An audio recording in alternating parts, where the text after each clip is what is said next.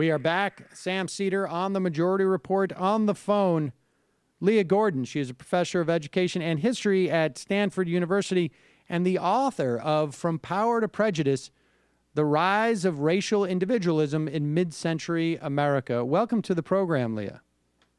Thank you for having me. Wait, I got it. Sorry, apologies. We had you down low. Welcome to the program, Leah. Thank you for having me.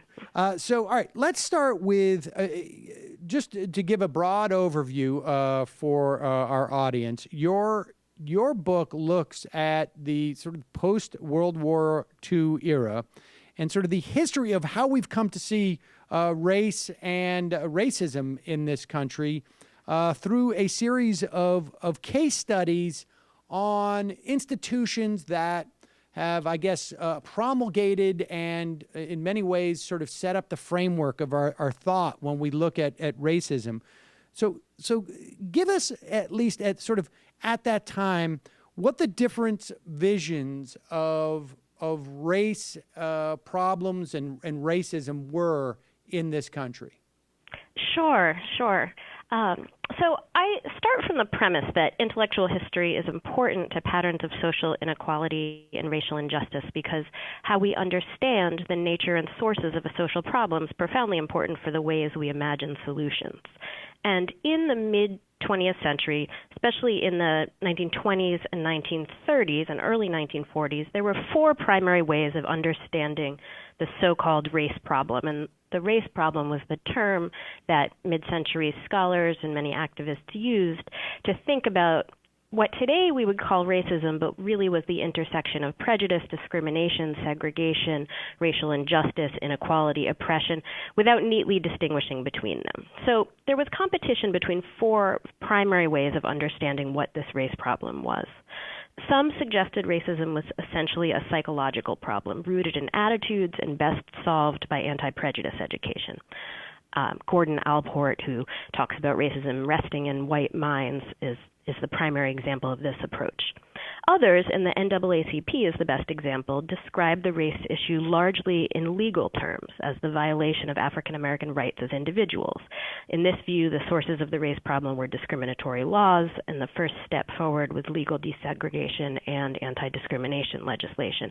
And the framework that I describe as racial individualism, which becomes particularly powerful in the post-World War II period, brings together the psychological individualism and this notion of individual rights.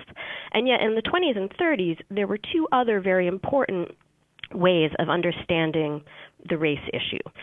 Some took a systemic approach, so many sociologists and anthropologists in the 20s and 30s focused on racial conflict and to some extent inequality, but suggested that large-scale social processes, systems, or structures cause these patterns. And Robert Park of the Chicago School of Social Ecology, who was a leading sociologist at the University of Chicago, was the most famous. He had this theory of a race relations cycle that he thought was both inevitable and universal. It happened everywhere when certain kinds of patterns of migration and global trade created interracial contact. And then finally, there were advocates of a political economic vision of the race issue. And a lot of scholars brought together the systemic and political economic vision.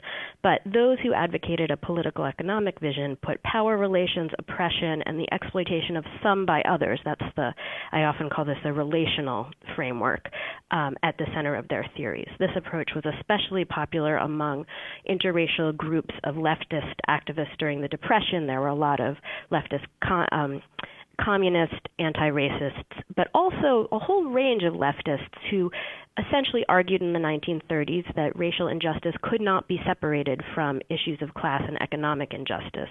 And even many who were politically more moderate suggested in the 30s and in some of the places I look into the 40s and 50s that race and class were intimately intertwined because the roots of the race issue were slavery, colonialism, white supremacy, and the political economy of white supremacy. And prejudice was a rationalization. It followed from motivations that were largely economic and political.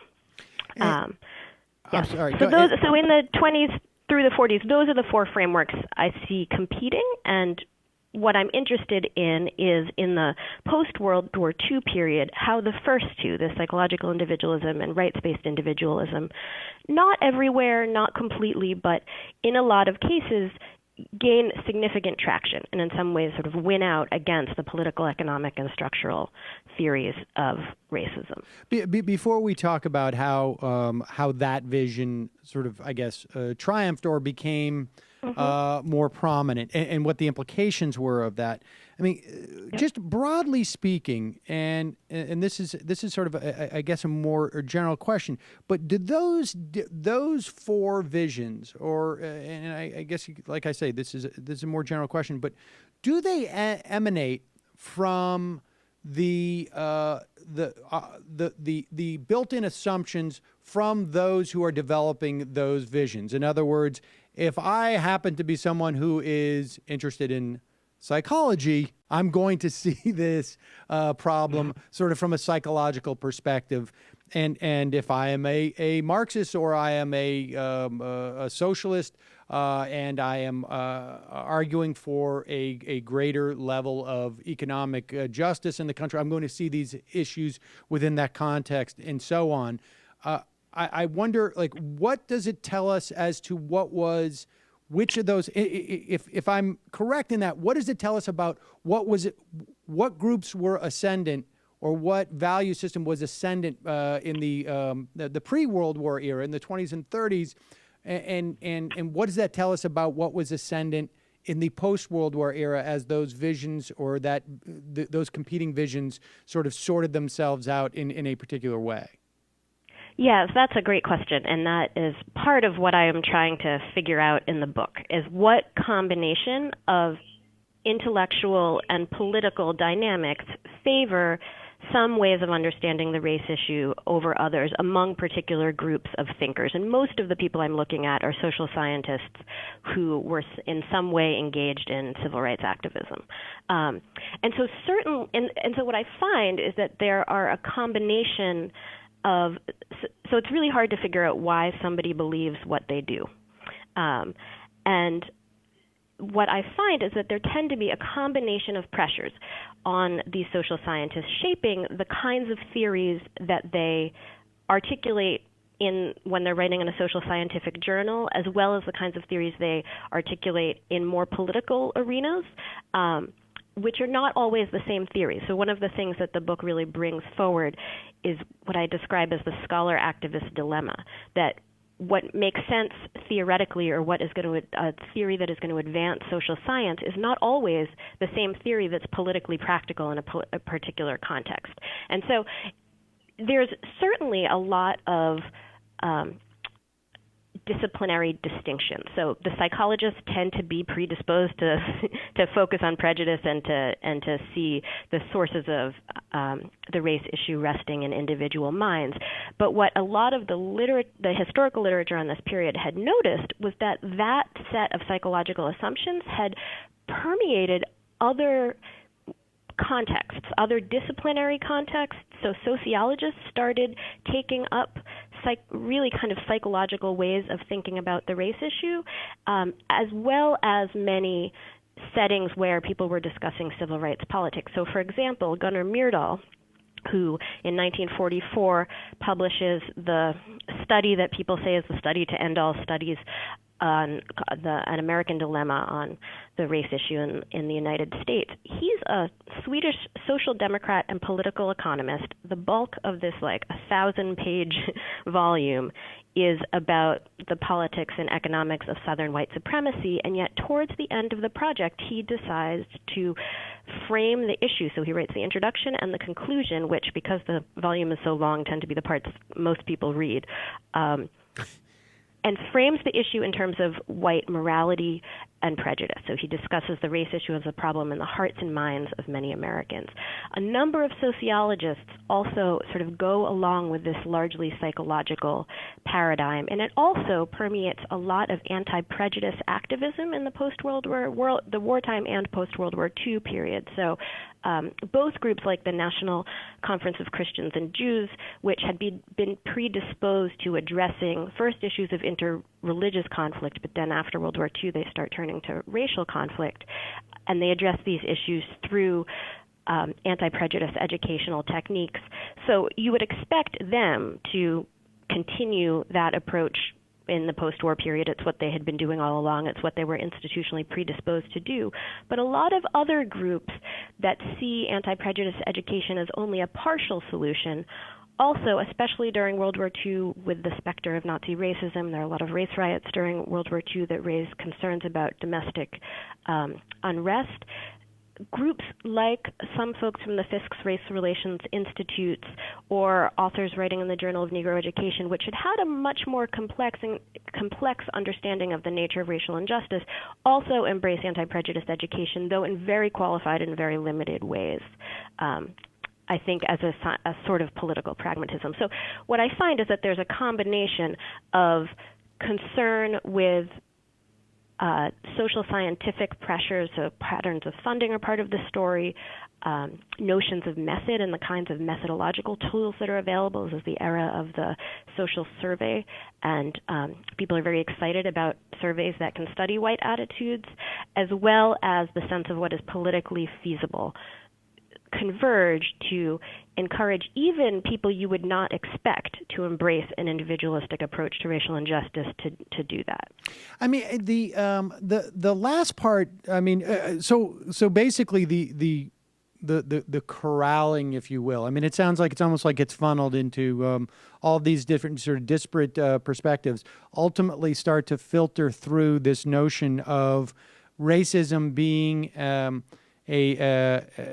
individualistic, and that it's Yes, a psychological problem of white people, and I understand. I mean, obviously, there's people chase money to a certain extent, or rather, money filters out people, right? I mean, it's not so much that people change what they believe when they're writing these scholarly journals to get the money. It's just that the money is attracted to individuals who share the money's, I guess, perspective on this, and they just tend to rise to the top because they attract the funding. But how is it? Could it be that it was more sort of politically palatable? I mean, was that a notion of how politics had changed after the war, or was it just of the times?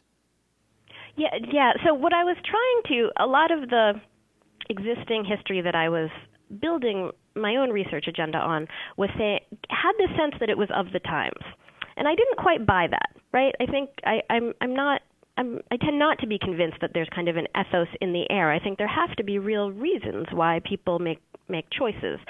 And so what I found when trying to figure out, at least in many of the elite white research institutions that were very closely tied to funding streams at the major foundations, that a collection of factors were encouraging funding patterns that favored what I call racial individualism, which is a term I developed to describe theories of the race problem that presented prejudiced attitudes and discriminatory actions as the root cause of racial conflict, that made individuals the unit of analysis in the study of race relations. So it both is a theoretical orientation and a empirical orientation. It's what you study when you're studying race relations.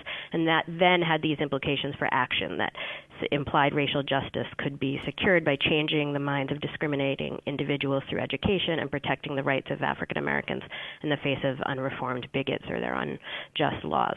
But what came together in the post-war period is first the rise of the behavioral sciences. So the post-World War II era had all this. Psychology gains a lot of support. There's a great book by Ellen Herman on the rise of psychologists and their ties to the federal government during World War I and then especially during World War II. And so psychology had sort of exploded as the new exciting field. The wartime and then post-World War II period also sees the development of social surveys. And so there's this new kind of attitude testing that is the hot new thing that many scholars, both psychologists, sociologists, some anthropologists, are exposed to during World War II, working on government projects like Sam Stouffer's and The American Soldier. And foundations, the Ford Foundation in 1949, sponsor behavioral sciences initiatives. And yet what the behavioral sciences can mean is really fuzzy, and as soon as there's money behind it, everybody starts describing themselves as the behavioral sciences. But what people involved in the behavioral sciences, which was an interdisciplinary approach to all kinds of social issues, and in some ways I think the individualizing of research on the race issue was a casualty of this broader turn to behavioralism across the social sciences. What behavioralism focused on was individual and group intentions and behaviors rather than political economy. And there's a great book by a historian, Howard Brick, that looks at sort of the decline, it's called Transcending Capitalism, the decline of political economic analysis among sociologists generally in this period. So you see places like Harvard dissolve their sociology department and their psychology department and develop a Department of Social Relations, which is a term that gets used pretty similarly to behavioralism in the post-war period, that blurs the lines between those two departments, but really drops politics and economics out of the equation. Now, it's not entirely coincidental that this is all happening amidst post-war McCarthyism. Yeah, well, that's what I was going to say. I mean, it sounds to me like you could also look at this from the perspective of, and this starts to bring it into this. I think why so much of this is relevant, particularly in this day and age, but. It can also be viewed as to what not even so much where the perspective on this thing on race is sort of gravitating towards, but rather where it's running from, because this is we're talking the Cold War now, and the idea of racism being in any way enhancing the idea of racism. Enhancing or strengthening or edifying or being a function of structural wealth inequality, and it seems to me to be extremely threatening to not just the sort of the usual suspects, but also to sort of the entire conception of the American psyche. We're not communist, right? Yes, and it's. Race, to talk about race in the post-war period was radical enough, right? So we have a long history of anybody advocating for racial justice, regardless of how they're doing it, being called a communist. By the post-war period, though, places like the Rockefeller Foundation, I have this chapter on the Rockefeller Foundation, are working under a number of pressures. One of them is that there are congressional investigations into the leading foundations, McCarthyists in Congress are basically arguing that places like Rockefeller and Carnegie were supporting leftist propaganda. And so they're under very discreet pressure to be careful about how they're addressing class issues in general, but any kind of issue related to race. And there's a memorandum at the Rockefeller Foundation in 1946 where one advisor says, well, he's discussing how the Rockefeller Foundation should support not just social science, but especially reform approaches to the race issue. And he says, well, we just can't support propagandistic organizations like the NAACP or the American Council on Race Relations, neither of which were radical at all. Right. So the fact that those largely liberal organizations were being deemed communist, I think, points to the way in which McCarthyism was sort of shaping the terms of debate, even when people weren't talking about the fact that that was happening. I think the other thing that's interesting is that in the mid-40s had seen a debate over the National Sciences Foundation, and there was a debate about whether the social sciences were objective enough to be included in to get National Science Foundation funding. And those debates also turned to Gunnar Myrdal's An American Dilemma. Opponents of including the social sciences in the NSF said, well, those social scientists are really all just political radicals. The work they're doing is leftist propaganda. And again, it was Myrdal's An American Dilemma that was tried, which, as I just said, framed the race issue in terms of hearts and minds. Even so, it was trotted out by conservatives as an example of how social scientists were really all just political radicals. So I think you're right that there was this often in combination with behavioralism, there was often this unsaid context of race is dangerous enough to talk about it in combination with class is really dangerous. And yet I will say I have a chapter on the Fisk Race Relations Institutes, which were these summer conferences that brought together social scientists and political activists starting in 1944, as well as Howard University's Journal of Negro Education. And Howard had been a center of black leftist thought in the 1930s. And theoretical approaches to the race issue, theoretical alternatives to racial individualism. So theories that rooted racism in political oppression, that called prejudice a rationalization for exploitation. So theories that were political, economic, and social structural continued in those settings, really even into the mid-1950s, though they became somewhat more muted in the more cautious participants in those, people like Charles S. Johnson, who was a favorite of the foundations, became the first African-American president of Fisk University, was quite cautious in how he used systemic theories. What I found in both of those locations is that behavioralism never made the kind of inroads, and the concern with prejudice never made the kind of inroads in those settings that it did in places like the Rockefeller Foundation, Harvard, the University of Chicago. What did change in the discourse there was the embrace of racial liberalism. So I think partly as a result of McCarthyism and the coincidence of McCarthyism and the progress towards a legal attack against Plessy v. Ferguson by 1950. So by 1950, it's starting to look like the NAACP is actually going to win the fight against legal desegregation. These locations sort of coalesce around notions of civil rights that push to some extent to the sidelines the more redistributive elements that had been part of their visions of how to respond to racial injustice. So in the theoretical realm, these settings continue to have political, economic, and social structural theories of the racism, but when it comes time to translate those theories into politics, a lot of scholars and scholar activists there pull their punches and do what they think is politically reasonable, which is an entirely reasonable thing to do, especially when you're in a setting where McCarthyism is such a pressure and legal desegregation seems reasonable on the horizon.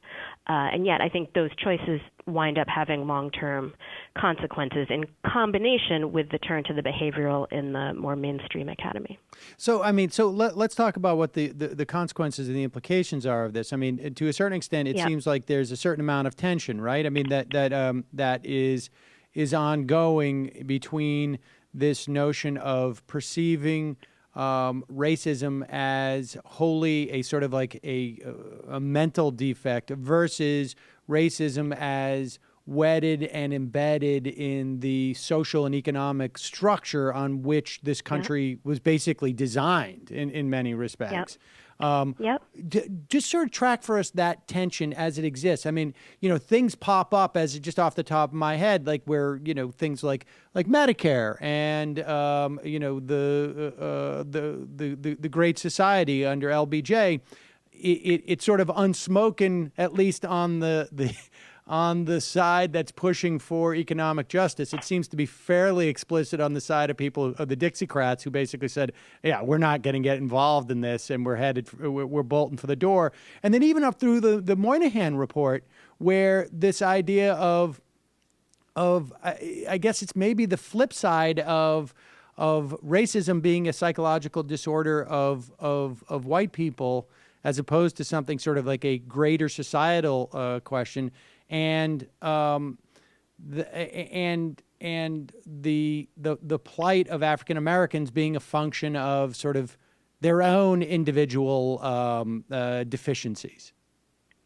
Yeah, so the kind of individualism I was interested in the 40s and 50s interested me in part because it seems to fit so logically with the more familiar individualism that scholars of poverty and race of the post-1960s period. This is sort of one of the main themes in scholarship on race and poverty in the post-1960s into the 1980s is culture of poverty theories, right? Where the sources of racial inequality in these theories, which I reject, are rooted in black culture, black communities, and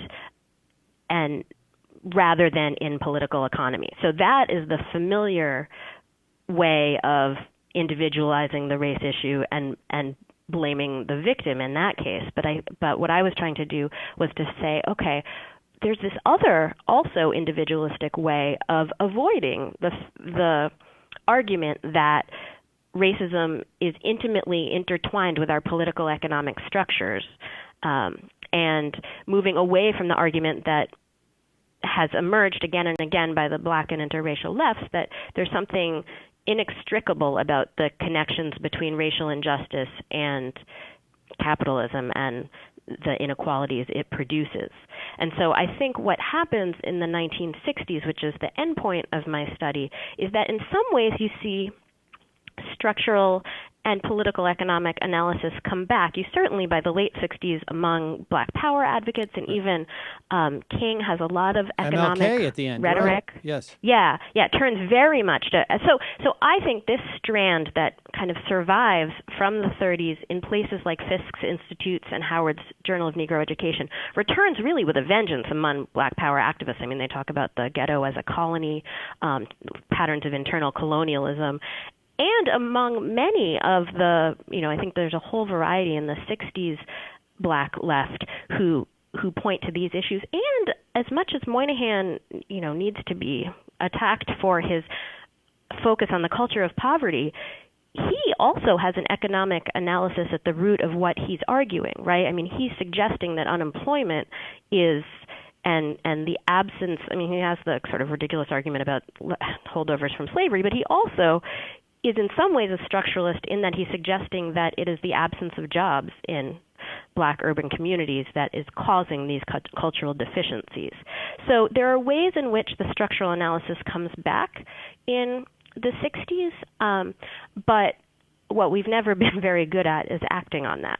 So much of the literature on the war on poverty suggests that in some ways we do a really good job with protecting individual rights, but we have done a less good job at following through on the redistributive emphases of some of these leftist visions of the 30s, 40s, and 50s. Now, this goes beyond, obviously, your study, but, this tension, it seems to me, continues through the 70s, particularly through the 80s and the 90s, when we start to sort of reinterpret Martin Luther King and sort of cut out those last parts about the economic justice issue. He's all the content of our character, and none of the, we're fighting militarism, capitalism, and racism together. and it seems like we have, even today, a very good, there's a couple of examples of where we see these, we see on the right, Paul Ryan going up there and talking about a kid who gets makes up a story about a kid getting a bag of lunch, and, he would rather, have a homemade lunch rather than one from school because that means somebody loves him, and getting into this whole culture of poverty thing.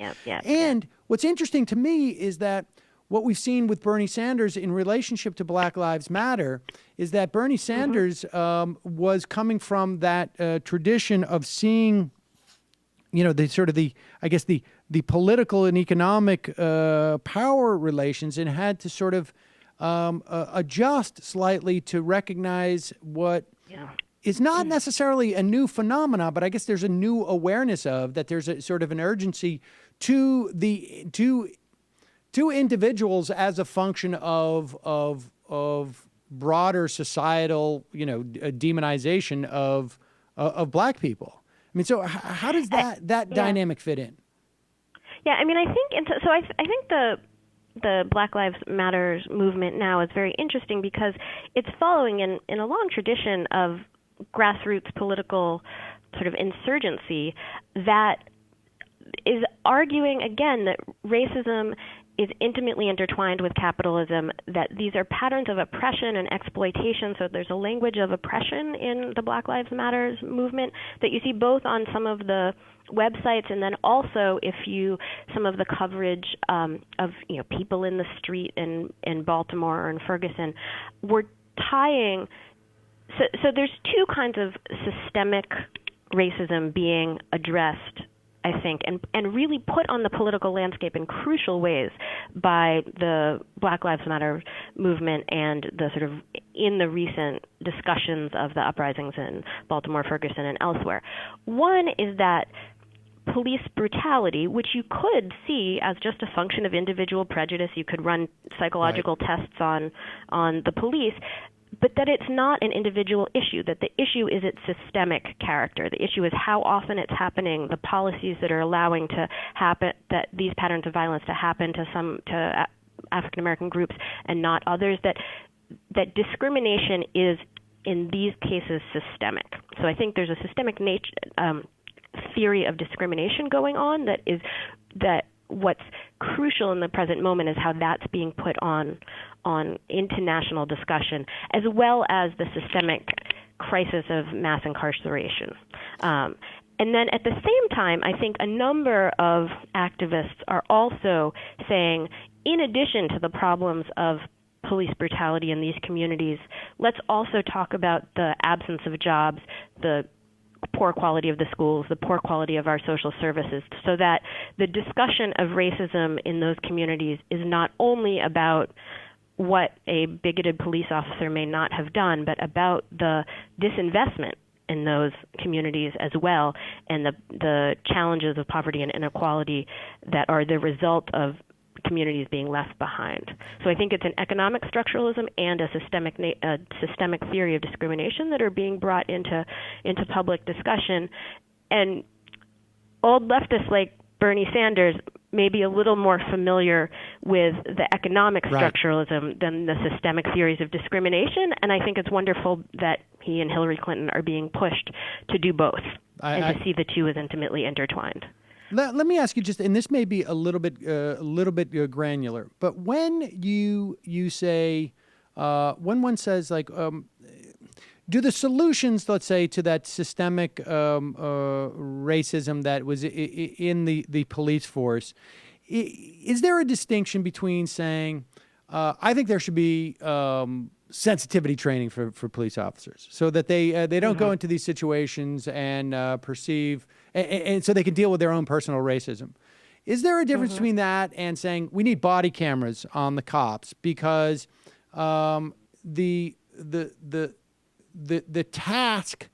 I mean, you know, there is a theory that, like, look, society has basically said has structurally created these type of situations where you have incredibly low employment, where you have a lack of social services, where you have people trapped in poverty.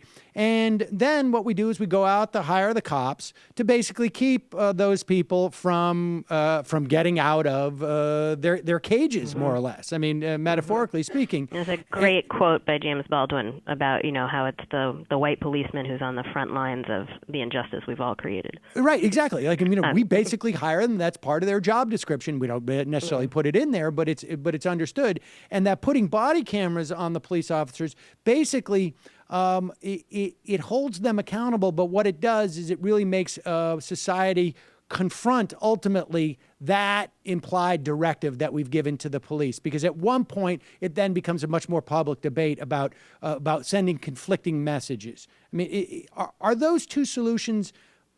Are they do they stem from a different perspective on looking at the problem, or are they more or less similar? Yeah, that's a good question. So certainly to say that sensitivity training alone is the way to handle this pattern of police brutality would, I think, fall into the individualistic approach I'm describing. And they're actually in the 40s and 50s. That was part of the program that many civil rights activists, who I would describe as racial liberals, were promoting. I think you're right that the body camera and the way the body camera brings other voices and other authorities into the discussion does complicate the issue. But I wonder if, you know, I think to think about so certainly a political economic theory of what is happening in police-community relations would get beyond just what's happening in the individual interpersonal interaction between police and particular community members, and would look at who is making decisions on the police commission. What voice does the community have in those kinds of decisions? How much can the community be controlling what the kinds of policing that are happening? And would then get beyond just police-community relations to questions of disinvestment and economics. But certainly, I think the technology today is changing the way people are thinking about the nature of race relations in poor communities by, one, just making it visible to many people for whom it's not visible, and by providing evidence that, the friend, Michael Brown's friend, can have on his cell phone evidence of what happened. And so I think there is some really radical potential in strangely in the cell phone, since it can create a certain kind of authority for voices that were not given that sort of authority before. Well, it's fascinating stuff. Leah Gordon, the book is From Power to Prejudice, The Rise of Racial Individualism in Midcentury America. Thank you so much for your time. We'll put a link up at majority.fm to your book, and appreciate your time today. Thank you very much. It was a pleasure to talk with you. Bye-bye. Bye-bye.